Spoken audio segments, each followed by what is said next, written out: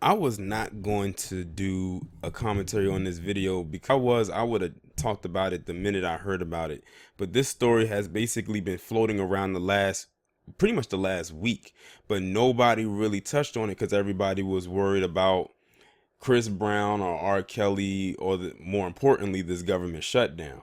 But this little bit that I'm about to talk about right now just kind of flew by, and some people just didn't catch it. But there is a reason why, an underlying reason why I'm doing this video.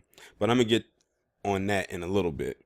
But this right here is not so surprising because 45 had announced a couple years ago that he was going to put a ban on transgender people joining into the military.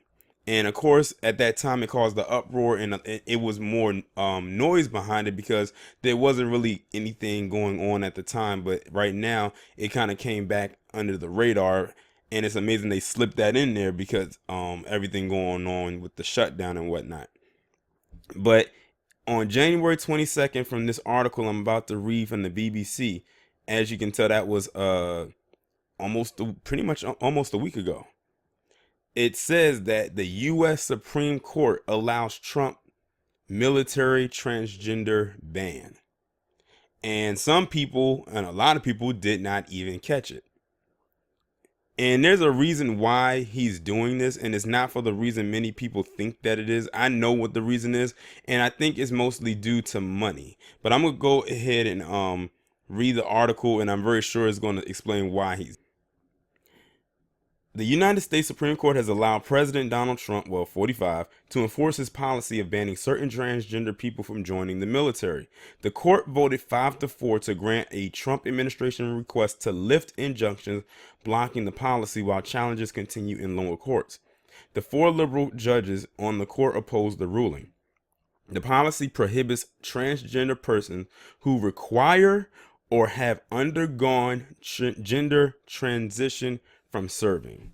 And there it is right there. Because, see, you got to think, when they get all these alterations done to their body, that costs a lot of money. And that's money that I believe the government has to pay, or the military has to pay, that they don't want to pay. That would be considered unnecessary funds. Now, they don't care if you went and had the surgery or procedure done before you went into the military. It's the thing of them trying to do it while they're in the military, while they're serving, because then that means that they don't have to pay for it. They're basically using the military as a meal ticket to get alterations done to their body so they can change from one sex to another, quote unquote. That's why he says certain transgender people. The top court's ruling is not a mandate, but it has opened up the option for the military to enforce the ban. The Trump administration had also appealed for an expedited ruling on the case, which the Supreme Court declined to take up.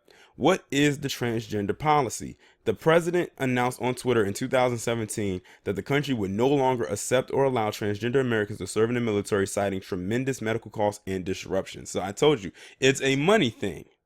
And they noted that money is, they're going to use that money up, and they say you let one in, then two will join, and then five will join, then 10, and it'll be dozens on top of dozens on top of dozens, and then that's more money that they will have to shell out for their medical procedures that they, like I said before, will be considered unnecessary funds.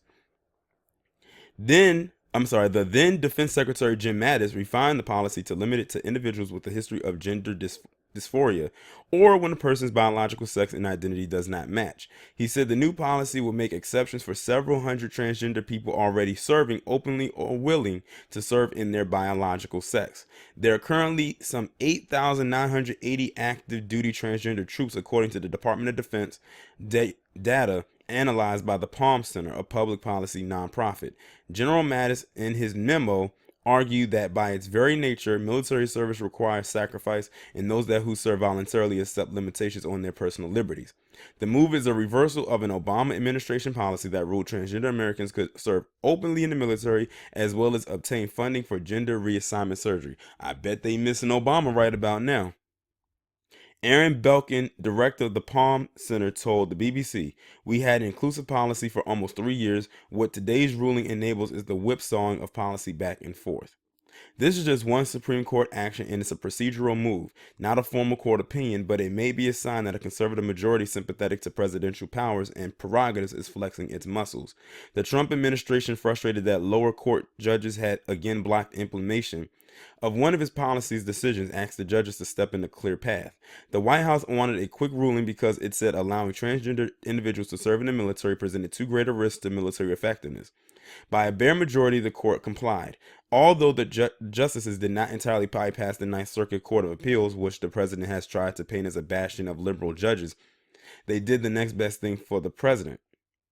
They permitted the transgender ban to go into effect while the legal fight, which could last years, grinds on. For the past 2 years, the president's opponents, locked out of a national power until recently, have looked into the judicial system as a last line of defense. As Tuesday clearly showed, however, those defenses are only as strong as the majority in the Supreme Court says they are.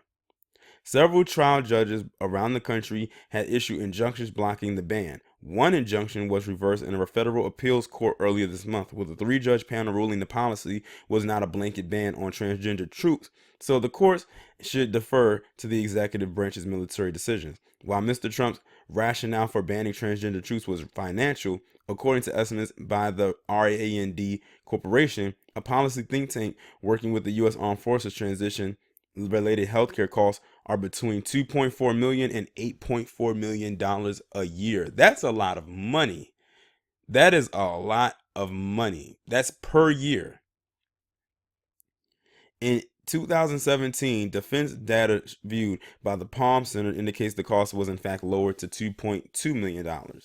Solicitor General Noel Francisco had described the transgender ban in his fast-track appeal as an issue of imperative public importance regarding the military's authority to determine who may serve.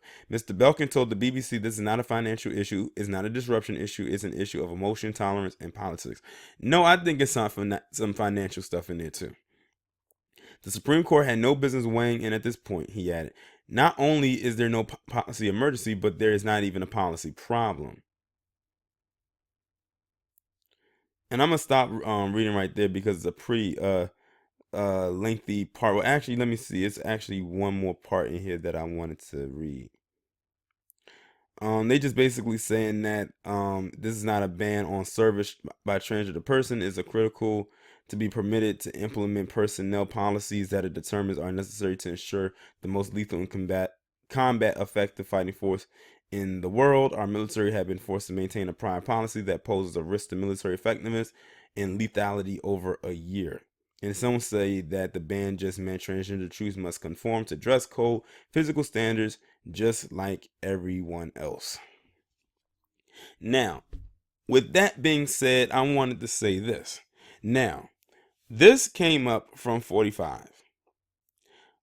I did not hear almost the same amount of outrage for this as I did when the whole Kevin Hart thing was going on. And I have to go back to that.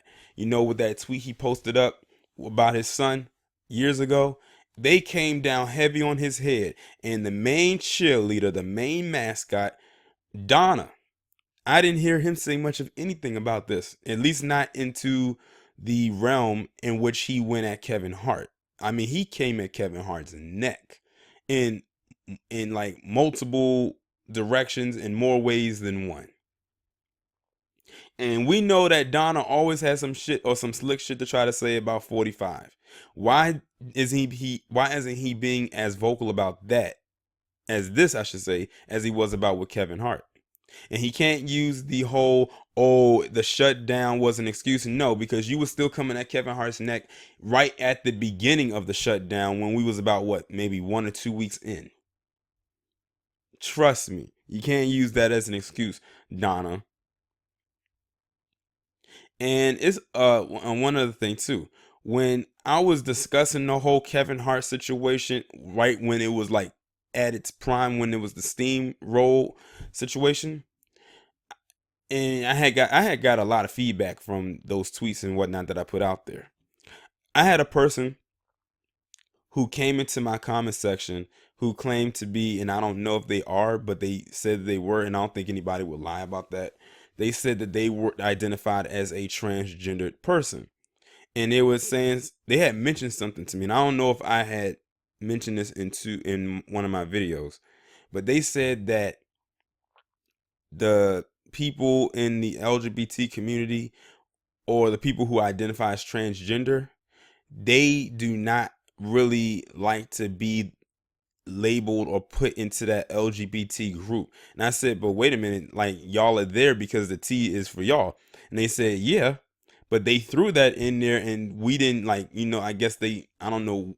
I'm trying to put it together as this. They said that they did not want to be a part of that group and everything like that and all types of things. Basically saying that there's a lot of infighting that goes on within that group, sort of like how they're all under one umbrella together, but there's infighting going on, sort of like how this is the best example I can give, sort of like how with black people we have that whole colorism thing, that light skin versus dark skin. We're all black, but we all, like, it's like that constant bickering in that battle of who looks better or who gets chosen, or that whole bit. That's basically what they were saying and things of that nature. And I think that Bruce Lynn Jenner probably left a stain on them because of his political leanings and the stuff that he has said out of his mouth. But you know what? This is their issue right here. But I'm like this: if y'all was so quick to jump on to talking about Kevin Hart, about some tweets that he put out there, and he's not, like, he apologized for it more times than he should have, in my opinion, then y'all should have been all over this personally.